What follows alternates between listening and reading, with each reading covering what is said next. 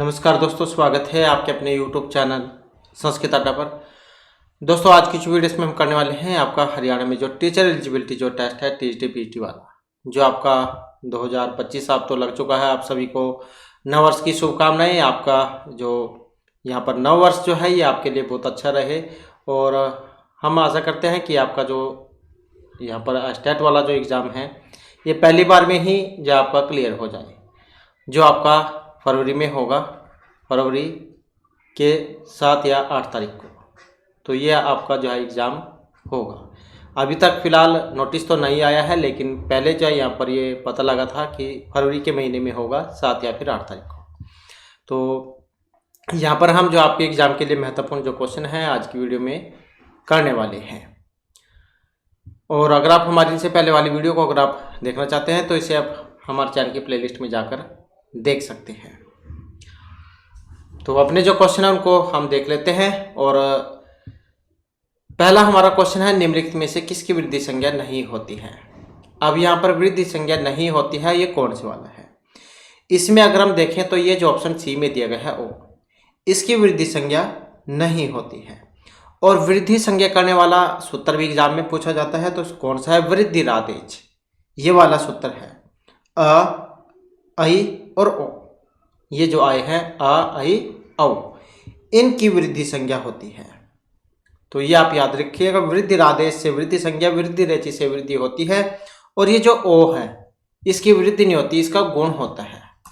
आद्गुण से गुण, अदेंग गुण से गुण संज्ञा। तो इतना आप याद रखिएगा। नेक्स्ट हमारा जो क्वेश्चन है जाता है, री वर्ण का उच्चारण स्थान है। कंठ है, दंत है, मूर्ध है या फिर ओष्ठ है, री का। तो हमने जब उच्चारण स्थान किए थे उस समय पढ़ा था री टूर्सा नाम मूर्धा, री ट्वर्ग र और सा, इनका जो उच्चारण है हमारी मूर्धा से होता है। री ट्वर्ग र और सा, इनका उच्चारण हमारी मूर्धा से होता है। तो इसमें हमारा सी आंसर ऑप्शन हो जाएगा बी वाला। अकुह विसर्जन नाम कंठ होता है, लरी तुलसा नाम दंता, उपपद्यमान नाम ओष्ठ होता है। तो बी वाला जो इसका सी आंसर होगा। इसके बाद है अनुनासिक वर्णों का उच्चारण स्थान है। कंठ है, मुख अनुनासिक है, तालु है या फिर दंत है। अनुनासिक वर्णों का उच्चारण स्थान है। अब अनुनासिक कौन से होते हैं, जो आपके क्वरग च्वरग ट्वरग जो है, क्वरग च्वरग ट्वरग त्वरग पुअर, इनका जो सबका लास्ट का जो वर्ण होता है, क ख ग अंगा, च छ ज य, ट ठ ड ढ ण, त थ द द न, प फ ब भ म। तो ये जो 5 हैं इन्हीं को कहा जाता है। और ये कितने होते हैं, 5 ये होते हैं। तो अनुनासिक जो वर्ण है उनका उच्चारण किससे होता है। तो यहाँ पर भी एक सूत्र आता है इसमें, मुख नासिका वचनो अनुनासिका है। मुख नासिका वचनो अनुनासिका, ये वाला सूत्र है। मुख तथा नासिका से उच्चारित होने वाले वर्ण की अनुनासिक संज्ञा होती है। और यहाँ मुख का जो मतलब है, अर्थ है, वो वर्ण के उच्चारण स्थान कंठ आदि से लिया गया है। और इसलिए ऐसे वर्ण जो अपने उच्चारण स्थान के साथ साथ नासिका के भी सहारे उच्चारित होते हैं उन्हें हम अनुनासिक कहते हैं।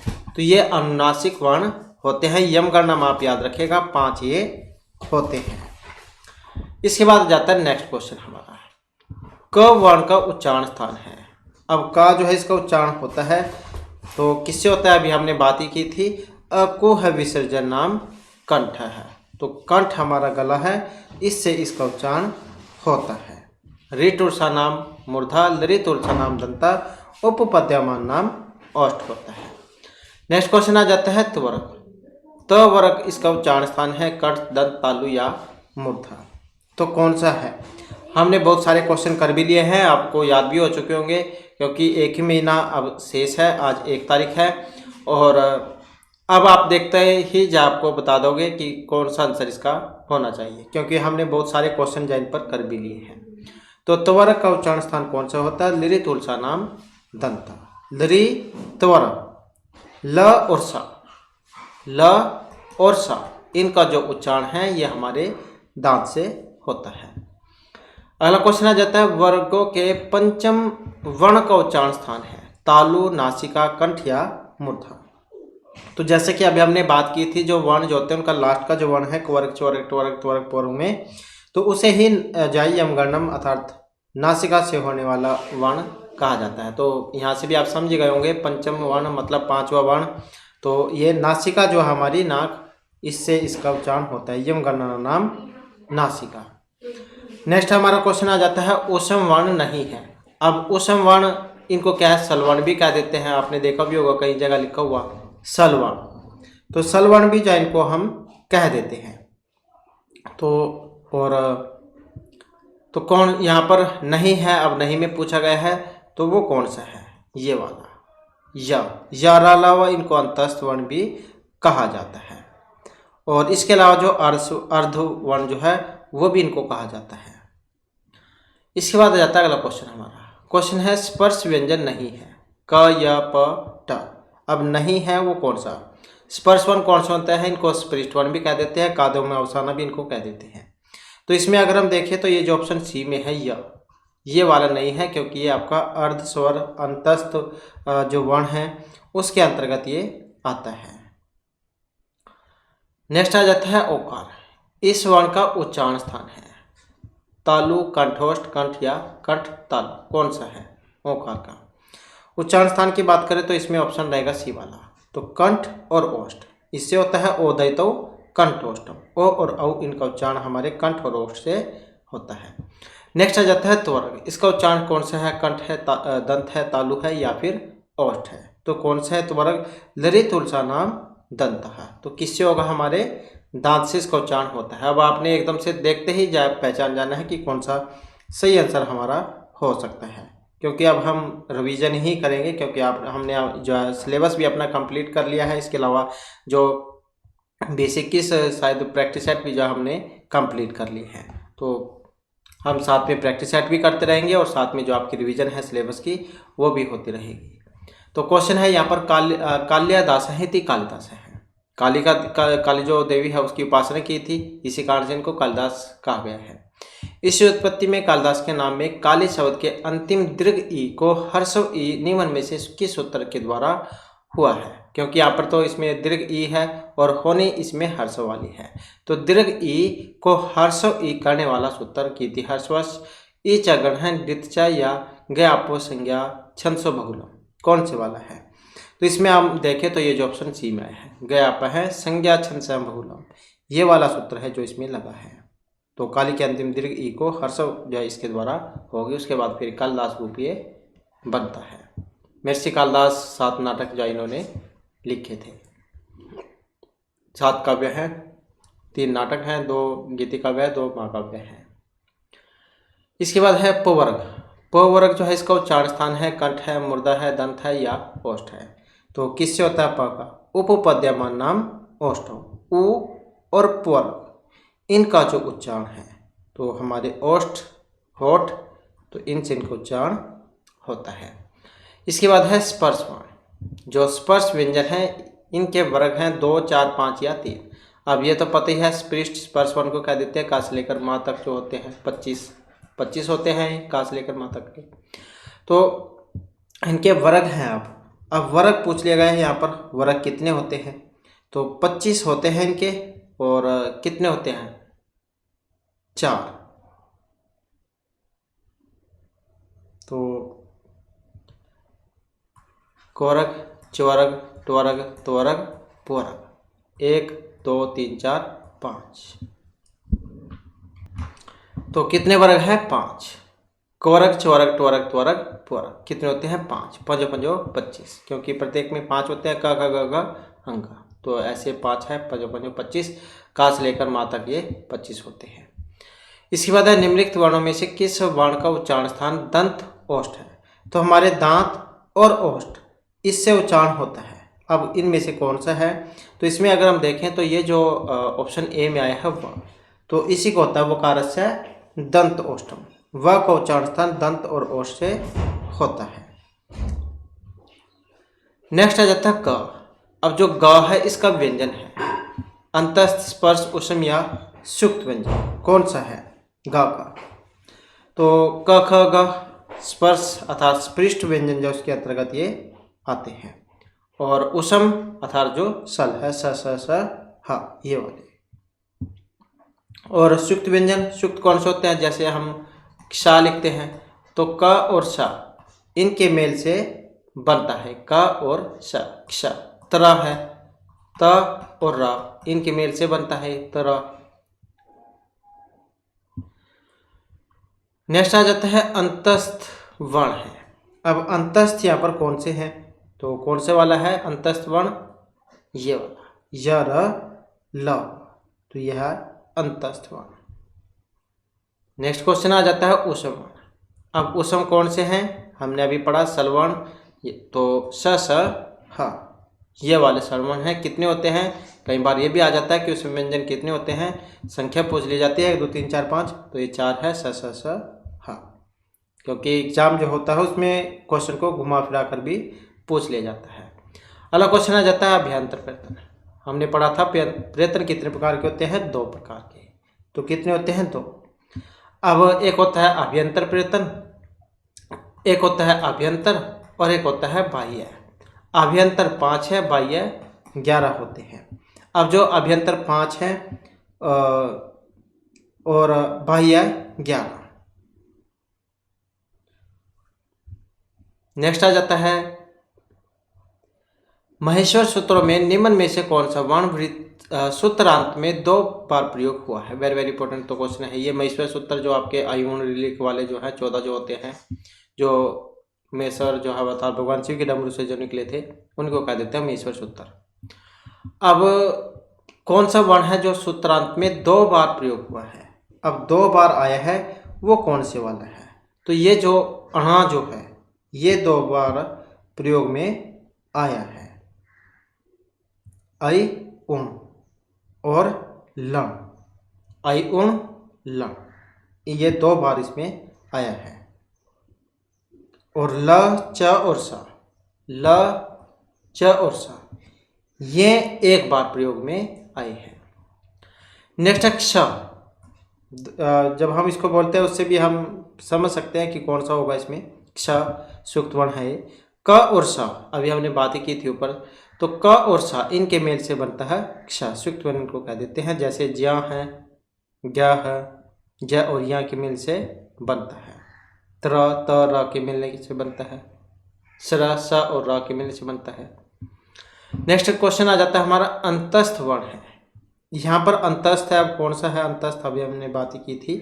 तो ये जो या रा लवा जो होते हैं इनको हम अंतस्थ वर्ण भी कह देते हैं, या अर्धवर्ण भी है इसी के अंतर्गत, और जन वर्ण भी ये आ जाते हैं। और उस समय अर्थात ये सलवर्ण है। और का से लेकर मा तक हमने काव्य अवसाना भी पढ़ा, पृष्ठ वर्ण, स्पर्श वर्ण। अगला क्वेश्चन आ जाता है इनमें से सुक्त व्यंजन है। अब कौन से वाला सुक्त है? इसमें ऐसे भी आ सकता है कई बार एग्जाम में। तो सुक्त की बात करें तो ये जो ज्ञ जो आया है ये वाला, ज और या के मिलने से बनता है। ज और य इनके मिलने से ज्ञान जो है बनता है। ज्ञ कह देते हैं, ज्ञ कह देते हैं इसको। और क श हमने पढ़ा ही अक्ष, और त र अभी हमने पढ़ा, त और रा, तो ये तना बनता है। और सरा की बात करें तो स और रा इसके मिलने से सरा बनता है। इसके बाद आ जाता है नेक्स्ट हमारा, नेक्स्ट में है कौन सा स्वर नहीं है। अब इसमें एक स्वर नहीं है, वो कौन से वाला है? तो नहीं है तो ये जो ऑप्शन डी में आया है ल, ल, तो यही नहीं है, क्योंकि ल किस में आता है? व्यंजन वर्ण जो उसके अंतर्गत आ जाता है। अंतस्थ वर्ण जो है य र ल व, तो ये उसमें आता है। इसके बाद है ईसा सपृष्ठ। अभी तक हमने अंतस्थ वर्ण, उसम वर्ण ये पढ़ा, तो इस प्रकार भी एग्जाम में आपको देखने को मिल सकते हैं। तो जैसे यहाँ पर इसमें पूछ लिया गया है, तो अब ईसद सपृष्ठ जो यहाँ पर वर्ण है ये स्पर्श व्यंजन है, उसम है, अंतस्थ है, ये स्वर है, क्या है और किसके अंतर्गत आते हैं? प्रयत्न हमने 2 पढ़े थे भी, अभ्यंतर और बाह्य। तो ये जो अभ्यंतर प्रयत्न है इसमें आते हैं ईसा सपृष्ठ वर्ण। अब ईसा सपृष्ठ जो वर्ण है इनको हम अंतस्थ जो वर्ण है ये भी कह देते हैं या र ल व, और अर्ध स्वर भी इनको हम कह देते हैं। और उसम को हमने सल वर्ण भी पढ़ा था। नेक्स्ट है, निम्न में से कौन सा ग्रंथ महाभारत पर आश्रित नहीं है। अब एक महाभारत पर नहीं है, वो कौन से वाला है, तो ये जो स्वप्नवादत्तम आया है तो ये ही नहीं है। किनके द्वारा रचित है, महर्षि भास, जो उन्होंने जो 13 नाटक जो थे ये उसमें से है। कल वाली जो वीडियो थी उसमें हमने इनके जो 13 नाटक हैं इनके बारे में पढ़ा था, तो ये उसमें से है। नेक्स्ट आ जाता है, इनमें से कौन सा प्रगृह संज्ञक है, हरि, गंगे, विष्णु या ये सभी, तो इसमें कौन सा है। तो अभी यहाँ पर प्रगृह संज्ञक हमने जहाँ पहले पढ़ा था, प्रगृह संज्ञक करने वाला सूत्र भी किया था हमने और उसके उदाहरण जो भी किए थे। तो प्रगृह संज्ञा वाला करने वाला कौन सा था, इदु द्वे द्वचनम प्रगृहम, ये वाला सूत्र था जो प्रगृह संज्ञा करता था। अब किसकी करता था ये, जो दीर्घ ई है, दीर्घ ऊ है, तो इनकी करता था ये, और किसमें, द्विवचन, तो में द्विवचन में होने चाहिए, तो उनकी करता था ये प्रगृह संज्ञा। और कौन कौन से रूप पढ़े थे हमने इसमें, हरे, हरे, विष्णु, गंग्यामु, ये वाले रूप हमने पढ़े थे। तो यहाँ पर कौन से वाला इसमें रूप है, जो ऑप्शन डी में आया है, मतलब ये हरे, गंगे, विष्णु, तो ये जो सारे रूप या द्वैतवचनम प्रगृह के हैं, इसके द्वारा प्रगृह संज्ञा और प्लुत प्रगृह चनितम के द्वारा प्रकृति भाव होता है। नेक्स्ट आ जाता है, इनमें से कौन सा हर्षव नहीं होते हैं। अब यहाँ पर हर्षव नहीं होते हैं वो कौन से वाले हैं, और इसमें देखें तो ये जो ऑप्शन सी में आया है, ए, ओ, आई, औ, ये वाले, तो ये क्या है, स्वर हर्षव नहीं होते हैं, क्योंकि अ, ई, उ और री, ये इनके अ, ई, उ जो है इनके 18 भेद होते हैं। ये भी आपके एग्जाम में पहले आया हुआ था कि अ, ई, उ के कितने भेद होते हैं, तो ये 18 इनके भेद होते हैं। और लरी जो है, लरी के कितने होते हैं, लरी के 12 होते हैं, और उन्हीं का तस्य दीर्घ अभावात, दीर्घ होने के कारण। और जो एच हैं, एच, इनके भी 12 ही भेद होते हैं, तो इसमें हर्षव नहीं है कौन सा, ये वाला, ए, ओ, आई, औ, ये वाला। तो अ, ई, उ, री इनके 18 भेद होते हैं, लरी के 12 होते हैं, और एच जो है इनके भी 12 ही भेद होते हैं। नेक्स्ट आ जाता है, जो अंग है इसका उच्चारण होता है। अब इसका उच्चारण किससे होता होगा, किससे होगा, रिटुर्साना मूर्धा, री और ट्वर, तो इनसे इसका उच्चारण होगा री और ट्वर्ग, ट, ठ, ड, ढ, अण। नेक्स्ट आ जाता है, संस्कृत में जो अयोगवाह वर्ण है इनकी संख्या होती है, और एक एग्जाम में तो पूछा भी गया था अयोगवाह, तो यहाँ पर इसकी बात करें तो ऑप्शन रहेगा बी वाला। तो अयोगवाह जो है ये 4 होते हैं। अब 4 कौन कौन से हैं, जैसे एक तो आपके अनुस्वार, अनुस्वार ये जो होती है बिंदी, ये वाली, और एक जो विसर्ग है, विसर्ग, ये वाले होते हैं, विसर्ग है, और एक जो जिह्वा मूलिया होते हैं, जिह्वा मूलिया, जिह्वा मूलिया, ये आपने जो इनका चिन्ह ऐसे देखा भी होगा, ये वाला का खा, तो ये होते हैं जिह्वा मूलिया। और एक उपपद्यमान्य भी होता है, उपपद्यमान्य, ये बस आप समझ लीजिएगा, उपपद्यमान्य, तो ये इसमें आपने ऐसे देखा होगा, ये वाला प, फ, ये जिह्वा मूल्य का खा होते हैं, उपपद्यमान्य प, फ होते हैं। और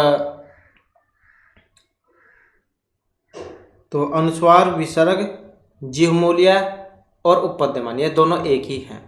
और अनुनासिक, अनुनासिक एक ये वाला, तो जो 5 होते हैं यमगणम, ये वाला। तो अयोगवाह वर्णों की संख्या 4 होती है, ये आप याद रखिएगा। तो इसमें अनुस्वार, विसर्ग और जिह्वमूल्य, उपपद्यमान्य ये आ जाएंगे और अनुनासिक आ जाएंगे, तो ये 4 हैं।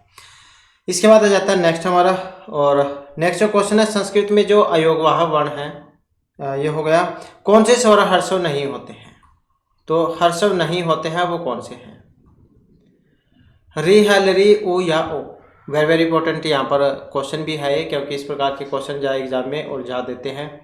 तो इसमें अगर हम देखें तो ये जो ऑप्शन डी में जो आया है ओ वाला, ये वाला, तो ये हर्षव नहीं होता है। री और ओ ये दीर्घ होते हैं, दीर्घ का दीर्घ नहीं होता, और ओ का हर्षव नहीं होता।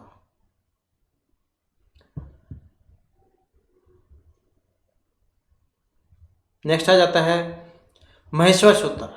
अब जो महेश्वर सूत्र है इनकी संख्या होती है, अभी हमने बात ही की, जो भगवान शिव के डमरू से निकले थे जब उन्होंने बजाया था, तो ये 14 थे जो महेश्वर सूत्र है। अयुण, रिलरिक, एवं, एवच, हैवरट, लर्ण, यमगंडम, जब्या, गड़कस, जबगरदस, खप, चटट, चढ़तव, कप्य, ससर, हल। तो इस प्रकार के 14 होते हैं। महेश्वर सूत्र इनको कहा जाता है। और वरदराज जो है उन्होंने 42 प्रत्याहार माने थे जो इन्हीं से बनते हैं। नेक्स्ट, ए तथा ऐ की स्वर्ण संज्ञा पाणिनि को अभीष्ट थी या फिर नहीं थी। तो इसमें देखें तो क्या हो जाएगा इसका, बी वाला, तो मतलब नहीं। केवल ऐ उण मतलब अ ई ओ री और री, तो इन्हीं स्वरों की ही स्वर्ण संज्ञा होती है। अ और ई को गुण होता है, ए। नेक्स्ट है अल्पवंती इति पदम अस्ति। तिगंत है, कृदंत, अव्ययपद या फिर तदित प्रत्यय। अल्पवंती तो क्या है ये, और तिगंत जैन को माना गया है। शुभ तिगंतम पदम, हमने संज्ञा प्रकरण जो किया था उसमें आया था शुभ तिगंतम पदम। पद संज्ञा करता था शुभंत और तिगंत की। शुभंत में आपके राम के रूप और तिगंत में जो धातुएं हैं पठ लिख वाली ये वाली आ जाती है, तो इनको क्या देते हैं, तिगंत। तो जिस शब्द या पद के अंत में तिंग प्रत्यय का प्रयोग हो उसे हम तिगंत कहेंगे। तिप्तस, छी, सिप्तस, मिपवस, मस, हमने पढ़ा था ये कितने होते हैं, 18। 9 परस्मय पद के और 9 ही आत्मनेपद पद के, तो टोटल 18। और सुबंत सुअवजस वाले हमने पढ़े थे 21। अगला क्वेश्चन आ जाता है, निम्नलिखित में कौन सा युगम क्रमशः हर्ष और दीर्घ का प्रतिनिधित्व नहीं करता है। हर्ष और दीर्घ का प्रतिनिधित्व नहीं करता है, वो कौन से वाला है। और यहाँ पर अगर हम इसमें देखें तो ये जो ऑप्शन डी में आया है ये वाला, तो यही जो हर्ष और दीर्घ का प्रतिनिधित्व नहीं करता है। तो संस्कृत जो वर्णमाला है इसमें जो अक आता है, अक, अक प्रत्याहार, तो इसके अंतर्गत वर्णों का गणतव्य नहीं किया जाता है। लेकिन उस अक प्रत्याहार में रे वर्ण भी आ जाता है जिसका संस्कृत व्याकरण में दीर्घ प्राप्त ही नहीं होता है। नेक्स्ट आ जाता है च वर्ण, जिसका उच्चारण स्थान है, कंठ है, तालु है, मुर्दा है या फिर दंत है। तो इच ऐसा नाम तालु, इच वर्ग या उर्सा, इनका उच्चारण हमारे तालु से होता है। अंतस्थ वर्णों की कुल संख्या कितनी होती है। अभी तक तो हमने पढ़ा था य र ल व, तो इस प्रकार भी एग्जाम में क्वेश्चन आ जाता है। तो कितने होते हैं, 4, य र ल व। नेक्स्ट आ जाता है माँ का कौन सा वर्ण है। माँ में कौन सा है, स्पर्श है, उष्म है, अंतस्थ है या संयुक्त है। माँ कौन सा वर्ण है, तो माँ जो है ये स्पर्श वर्ण के अंतर्गत आता है। का से लेकर माँ तक जो होते हैं कितने होते हैं, ये 25 ये होते हैं। तो इनको क्या कह देते हैं, स्पृष्ट या फिर स्पर्श वर्ण। नेक्स्ट आ जाता है किस वर्ग का उच्चारण स्थान दंतोष्ठ से होता है, मतलब दांत और होठ, तो इनसे उच्चारण होता है। तो वकारस्य दंतोष्ठम, व जो होता है इसका उच्चारण हमारे दंत और ओष्ठ से होता है। नेक्स्ट आ जाता है क्वेश्चन हमारा क अ क श अ, ये इनको अलग अलग किया गया है। तो जब हम इसे मिलाकर बनाएंगे तो कौन से वाला जो है यहाँ पर रूप इसका बनेगा।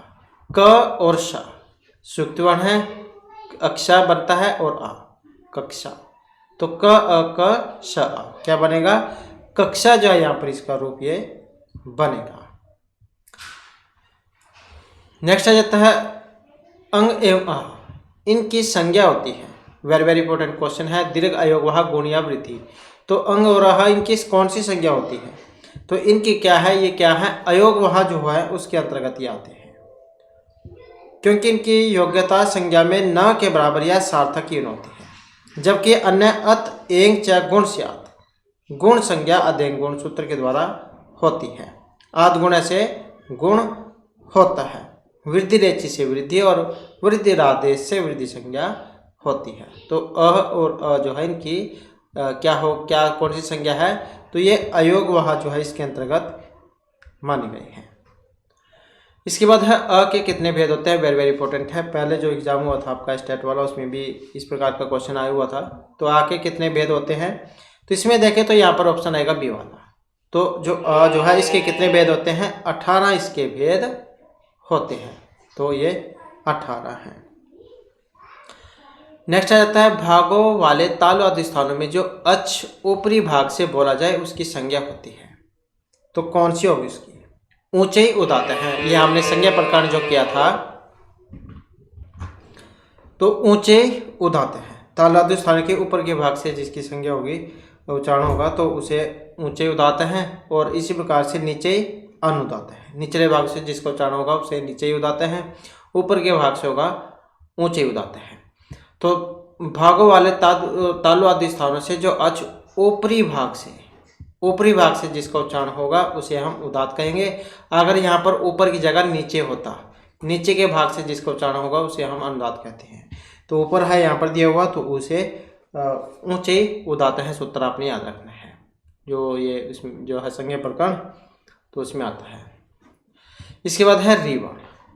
तो री का उच्चारण है तो रीठ और नाम मूर्धा। अब तो एकदम से देखते ही आपने पहचान जानी है। आरुरुक्ष है पद में ओ प्रत्यय का विधान करने वाला सूत्र है। तो उदितोभा कुगति प्राध्य है अणुवल त्रिचौ या सनासंस भिक्षु। आरुरुक्ष में ओ प्रत्यय का विधान करने वाला है। अब इसमें जो है ऑप्शन कौन सा है? ये वाला, सनासंस भिक्षु। तो ये वाला है, इसमें ओ प्रत्यय करेगा। नेक्स्ट है ट्वर्ग का उच्चारण स्थान कौन सा है? रीटूर सा नाम मूर्धा। संस्कृत वर्णमाला में मूल स्वरों की संख्या है, तो कौन सी है? जो ऑप्शन ए में दी गई है, अर्थात 5। आई उ री लरी, अ ई उ री लरी। तो कई बार तो संख्या पूछ ली जाती है, कई बार वैसे भी दे दिए जाते हैं, तो वो भी आपने याद रखना है। अ ई उ री लरी। तो कितने हैं? 5 हैं। नेक्स्ट है यर और नासिका नासिकोवा। ये उदाहरण है, महान लाभ है, एतद मुरारी विद्वान लिखती है, उल्लास है। तो ये जो सूत्र है इसका उदाहरण है, कौन सा है? और जो ये ऑप्शन सी में दिया गया है, एतन मुरारी। यदि यर प्रत्याहार के बाद कोई अनुनासिक वर्ण हो तो य र के स्थान में उसी वर्णमाला का अनुनासिक वर्ण हो जाता है विकल्प से। वा का मतलब विकल्प होता है। दो रूप इसके बनते हैं, एतन मुरारी और या फिर एतद मुरारी। तो इस प्रकार से दो रूप इसके बन जाते हैं। तो वा का मतलब विकल्प से होता है। जैसे आप कई बार बच्चों के पास 2 क्वेश्चन दे देते हैं करने के लिए। एक क्वेश्चन है और इसमें बीच में आप वा लिख देते हैं कि चाहे तो ये वाला कर लो या फिर ये वाला। तो इसके दो रूप बन जाते हैं। नेक्स्ट आ जाता है किन वर्णों की परस्पर स्वर्ण संज्ञा होती है। अब स्वर्ण संज्ञा होती है तो ये कौन से वाले हैं? स्वर्ण संज्ञा करने वाला सूत्र भी हमने किया था, वेरी वेरी इंपॉर्टेंट है। तुलस्य प्रतनम सवर्णम, ये वाला हमने किया था। जब 2 या 2 से अधिक वर्णों के उच्चारण स्थान और अभ्यंतर प्रत्यय समान या एक हों तो उन्हें परस्पर स्वर्ण संज्ञक वर्ण कहा जाता है। तो री और लरी इन्हीं की स्वर्ण संज्ञा होती है तुलस्य प्रथम सवर्णम के द्वारा। अगला क्वेश्चन आ जाता है अ जो है यहाँ पर किस प्रकार का स्वर है? पश्च है, अर्धविवृत है, केंद्रीय है या फिर अनुनासिक स्वर है? तो किस प्रकार का स्वर है ये? और इसमें देखें तो ऑप्शन आएगा सी वाला। तो अ जो है कौन सा है? केंद्रीय स्वर होता है। और जो अग्र स्वर है, अग्र स्वर के अंतर्गत ई मतलब हर्ष ई, दीर्घ ई, ए, आई, ये वाले आ जाते हैं। कौन कौन से आ जाते हैं? ई, दीर्घ ई, ए और आई, ये वाले। तो ये जो है आपके अग्र स्वर के अंतर्गत आ जाते हैं। मध्य स्वर में कौन से आते हैं?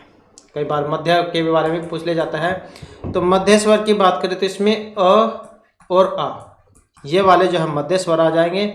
पश्च स्वर की अगर हम बात करें, पश्च स्वर, तो इसमें ऊ, दीर्घ ऊ, ओ, आउ और आ, ये वाला।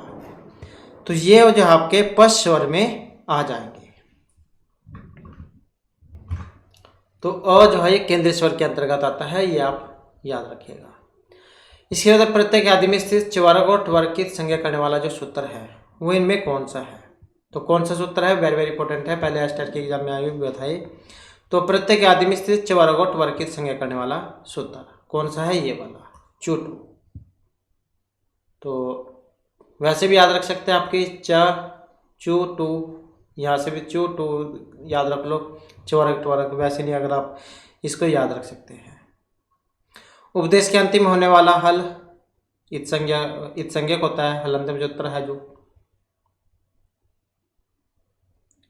और किसी प्रत्यय के आदि में आने वाला स मूर्धन्य स जो होता है, तथा तदित से भिन्न अन्य प्रत्ययों में आदि में आने वाले ल स और का की भी इत संज्ञा होती है ल स क तदित के द्वारा। इसके बाद है गंग्यामो विष्णु इव। पदों की सिद्धि करने वाला सूत्र है निपातिक जनांग इद्वचन प्रक्रिया ओत या प्लुत प्रक्रियाची नित्यम। तो इसमें अगर हम देखें तो ऑप्शन जो सी में है हमारा इदुद्वचनम प्रक्रिया, यही सूत्र है जो हमने अभी किया था। तो प्रक्रिया संज्ञा करता था ये और इसी के रूप है। जब संज्ञात्व सर्वनाम या फिर क्रियावाचक शब्दों के द्विवचन रूप के अंत में दीर्घ ई दीर्घ उ या ए हो तो उस दीर्घ ई दीर्घ उ और ए को प्रक्रिया हो जाता है, मतलब उसकी प्रक्रिया संज्ञा होती है। तो ये इसके रूप हैं गंग्याम्यु विष्णु इमो हरि एतो। तो कौन सा है? हमने उसमें पढ़ा था हरि एतो, ये वाला रूप हमने किया था। तो ये इसी का है, प्लुत प्रक्रिया नित्यम के द्वारा प्रकृति भाव होता है, दोनों एक ही साथ सूत्र ये लगते हैं। नेक्स्ट आ जाता है ए और आई, इनका उच्चारण होता है कंठोष्ठ से, दंतोष्ठ, कंठ तालु या फिर मूर्धा से। अब इसमें देखें तो ये जो कंठ तालु जो है यहाँ पर, तो ये इसका सही आंसर हो जाएगा। ए और आई का उच्चारण स्थान कंठ और तालु से होता है। ओ और औ का उच्चारण स्थान कंठ और ओष्ठ से होता है। ऋतु सनाम मुर्दा ये हमने अभी किए थे। नेक्स्ट क्वेश्चन आ जाता है और महत्वपूर्ण है यहाँ पर, वर्गों का द्वितीय चतुर्थ और सल वर्णों की संज्ञा होती है। तो दूसरे चौथे और जो सल वर्ण है स स स ह ये वाले, तो अलप्राण घोष महाप्राण या घोष किसके अंतर्गत आते हैं? और जो हमने प्रयत्न किए थे दो भेद है जिसके आभ्यंतर और बाह्य, तो ये बाह्य के अंतर्गत आते हैं। अब जिसमें दूसरा और चौथा वर्ण और साथ में सल वर्ण होते हैं तो वो किसके अंतर्गत आते हैं? तो ये जो महाप्राण जो है इसके अंतर्गत। अलप्राण में क्या आएगा? अलप्राण में आता है पहला, तीसरा और पांचवा वर्ण। महाप्राण में दूसरा और चौथा वर्ण। अघोष में पहला, दूसरा और सघोष में या घोष में तीसरा, चौथा, पांचवा वर्ण आ जाता है। तो इस प्रकार से ये होते हैं। वैसे भी आप इसको याद रख सकते हैं, जैसे अलप्राण जिसको बोलने में कम समय लगे, महाप्राण जिसको बोलने में ज़्यादा समय लगे। आप ये जो दूसरा चौथा वर्ण है इनको बोल के भी देख सकते हैं, उसमें भी आपको पता इनके बारे में लग जाएगा। इसके बाद आ जाता है व्यंजनानी। व्यंजन त्रिदश है, त्रयोदश है, पंचत्रिंशत है, त्रैत्रिंशत। कितने होते हैं? तो 33 होते हैं त्रैत्रिंशत। इसके बाद है दंत वर्णों के, दंत वर्ण है कौन से हैं? ये वाले लिरित उल्सा नाम दंता, लिरित वर्ग लवर्सा, इनका उच्चारण हमारे दांत से होता है। तो इस प्रकार से जो हमारे क्लास में महत्वपूर्ण क्वेश्चन थे। नेक्स्ट वीडियो की से आगे के जो महत्वपूर्ण क्वेश्चन है उन्हें हम कंप्लीट करेंगे। और दोस्तों हमारे साथ अंत बनाने के लिए धन्यवाद।